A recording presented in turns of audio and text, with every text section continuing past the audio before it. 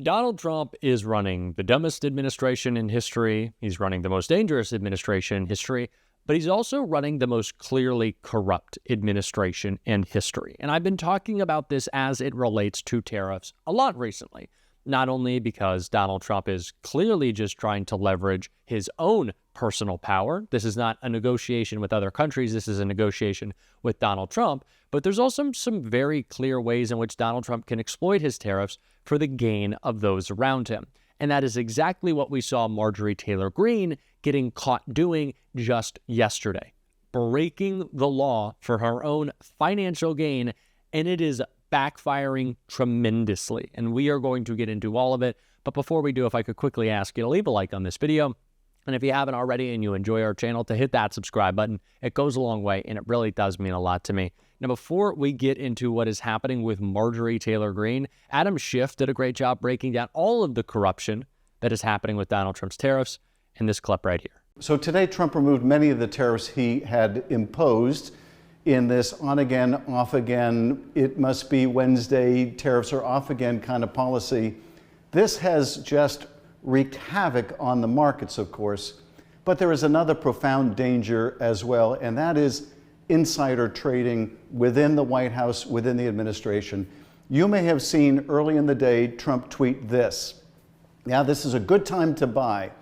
So the question is, between that tweet and Donald Trump's announcement that he was reducing the tariffs on most other nations apart from China, the question is, who knew what the president was going to do? And did people around the president trade stock knowing the incredible gyration the market was about to go through? Because look, this is a president who is trading in his own meme coin, even as he's president. His kids are trading in their own cryptocurrency. You've got people like Elon Musk who are doing their own conflicted self-dealing in the administration. In any administration this corrupt, it is more than necessary to ask, were people personally profiting from insider information while people's savings, their retirement accounts, were being torched? So we're writing to the White House to demand answers. Now, I am fully cognizant of the fact that the White House is probably the last place to be forthcoming about this or any other corruption in the administration. We in Congress need to do more than demand answers. We need to do the oversight necessary to get those answers.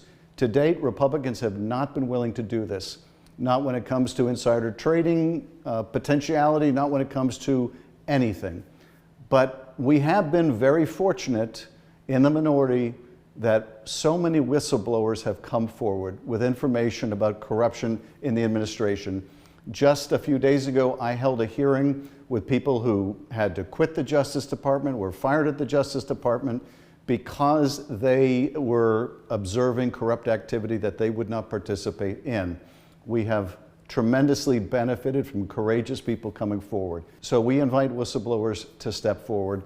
But at the end of the day, we're going to get to the bottom of this, whether people were profiting off the pain of the American people. Senator Schiff is so spot on. We need to know what is happening.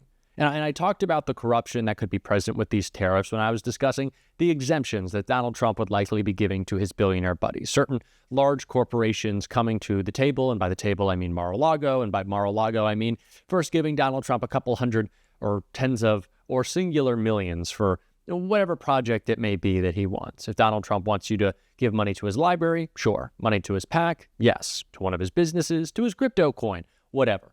Business leaders are coming to Mar-a-Lago, they're bribing Donald Trump, and they're getting exceptions from the tariffs. That's corruption level one.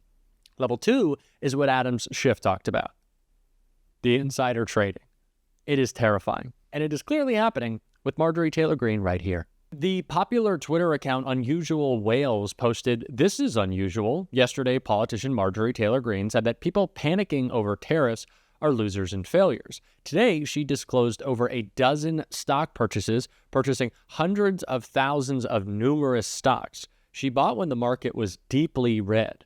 Unusual. Well, not really unusual. Marjorie Taylor Greene loves insider trading. After she became the chairwoman of the subcommittee on the Department of Government Efficiency, she thought, how about I pick up about $100,000 in Tesla stock now that I'm overseeing Elon? This is no surprise. This is what Marjorie Taylor Greene does. But what is surprising is we're seeing a response. And we saw it from leader Hakeem Jeffries in this clip right here. We need to get to the bottom of the possible stock manipulation that is unfolding before the American people, including what, if any, advanced knowledge did members of the House Republican Conference have of Trump's decision to pause the reckless tariffs that he put into place. There are several members of Congress who will be aggressively demanding answers and transparency, particularly as it relates to stock purchase decisions that may have occurred over the last few days. Thanks. As a follow-up to that question, are there any avenues that Democrats can explore to force an investigation of the House, or are you all essentially handcuffed by being the minority? There will be several avenues that we will be able to pursue, and will do so aggressively. And in fact, because of current congressional rules, we know that members of the House of Representatives will have to disclose any stock trades that they've made 30 days from the date of those trades, or potentially no later than 45 days. And so the reality is people are going to have to pay the piper in terms of disclosure. And so our point is you might as well get it out into the public domain now, because it's coming later, and there's nothing that you can do about it.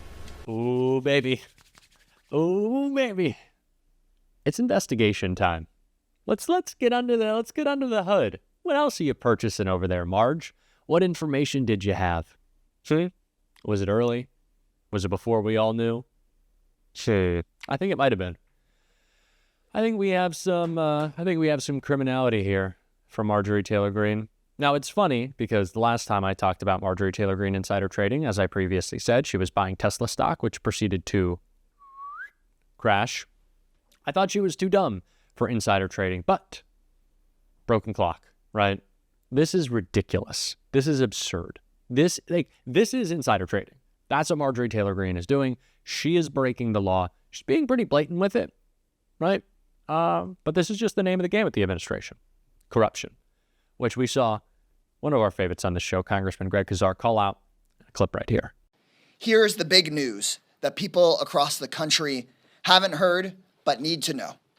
50 days from today, Donald Trump must, by law, fire Elon Musk. Last night, 76 House Democrats sent a clear message to President Trump.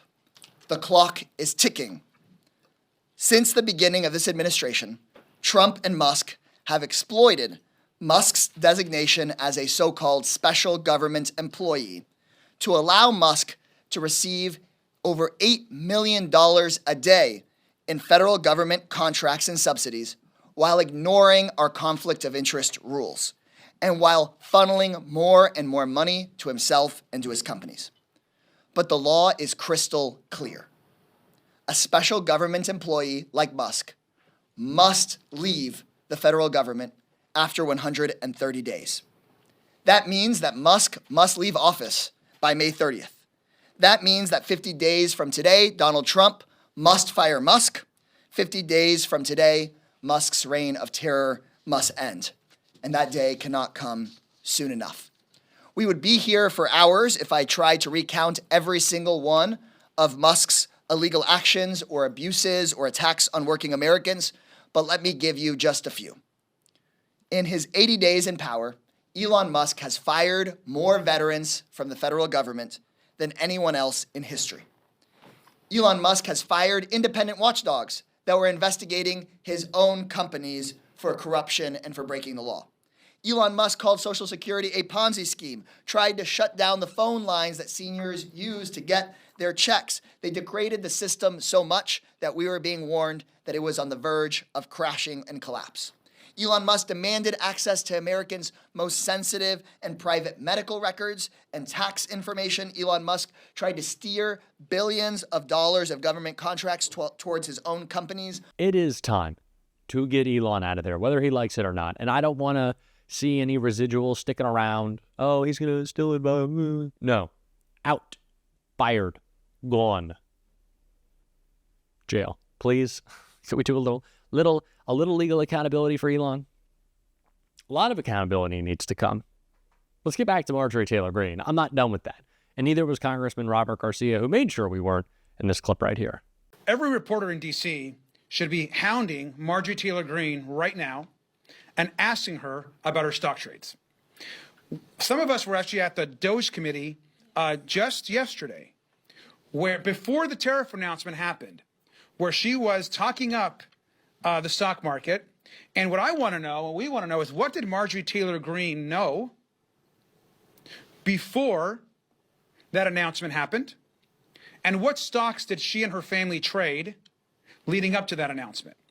And so I think that what she has likely done is going to be a scandal and incredibly important for not just us as Congress to investigate, but for the press to demand and ask those questions.